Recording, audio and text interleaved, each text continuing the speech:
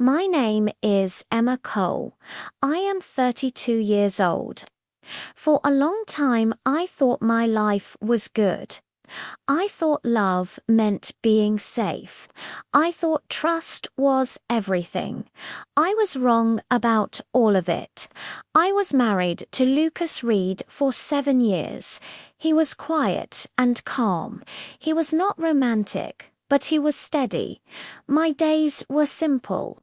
I woke up early, made breakfast, and left for work. In the evening, Lucas and I ate dinner together.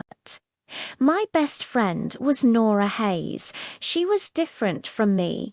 She was loud and emotional. She was always in trouble. I helped her many times. She always said she would never hurt me. I believed her. Nora called me all the time. She had problems with money, men, and work. I listened every time. I never said no. I thought that was what friendship meant. Then one night she called me. She was crying. "Emma, I lost my job. My boyfriend kicked me out. I have nowhere to go," she said. I felt sorry for her. "Come stay with us," I said. Just for a little while. When I told Lucas, he stopped and looked at me. "For how long?" he asked. "Until she finds a job again," I said. He nodded. "Okay." I thought he was being kind. I didn't know it was a mistake. At first, Nora was grateful. She hugged me often. She cleaned the house. She cooked meals. She said, "I don't know what I'd do without you." I felt proud of myself, but slowly things changed. She stopped asking before using my things. She wore my clothes. She used my perfume. When I asked her about it, she laughed.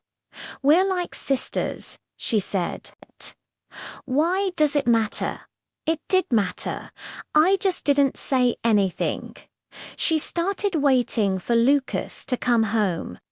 She sat close to him on the sofa. She laughed at everything he said, even when it wasn't funny.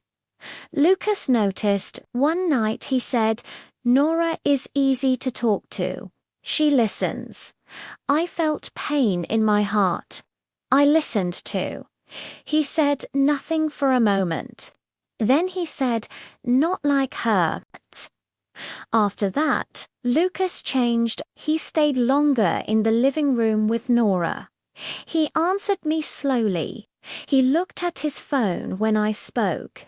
When I tried to talk about it, he said, "You're imagining things." Nora said the same thing. "Emma, you're stressed. You work too much." I started to doubt myself. I felt guilty for thinking something was wrong.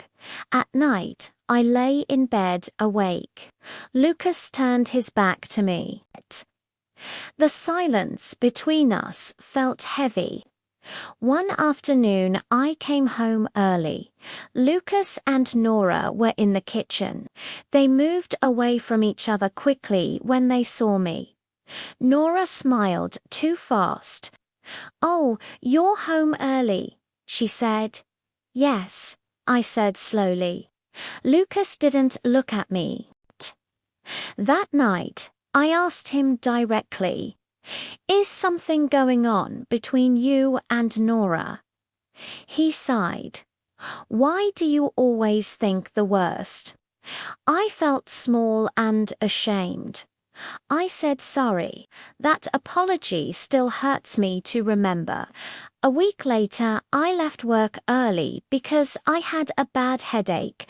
The house was quiet, too quiet. The bedroom door was locked. I heard laughter. My heart dropped. My hands went cold. I unlocked the door. For a moment, time stopped. Nora screamed and grabbed the sheet. Her face was white. Lucas sat on the bed. He was calm. He was not wearing any clothes. Slowly, he picked up a towel from the floor. He wrapped it around himself. I felt like I was falling. "I trusted you," I said. My voice shook. "Both of you." Nora started crying. "Emma, please listen. Don't," I said. "Just don't." I looked at Lucas. "You let her live here. You watched me help her. And you did this." He said nothing. I felt anger, pain, and shame all at once. "Get out," I said. Nora shook her head. "Emma, get out of my house. Both of you." Now, Nora packed fast. She was crying loudly. Lucas dressed slowly. He was calm, like this was a small problem. Before leaving, Nora looked at me and said, "I never thought you'd react like this." That sentence broke something inside me forever. After they left, the house felt empty. I sat on the bed for hours. I didn't cry at first. I just looked at the wall. Lucas sent messages. First, he said sorry. Then he blamed me. Then he stopped writing. Friends called it. Some supported me. Some asked why I trusted Nora so much. That hurt more than they knew. For days, I stayed in the house alone. Every room reminded me of their lies. One morning, I stood in front of the mirror. I didn't recognize myself. That day, I packed my bags. I left the house. I left the marriage. I left the friendship. I did not leave weak. I left awake. Now, I understand something very clearly. Betrayal does not begin in a bedroom. It begins when we ignore the voice inside us. It begins when we choose peace over truth.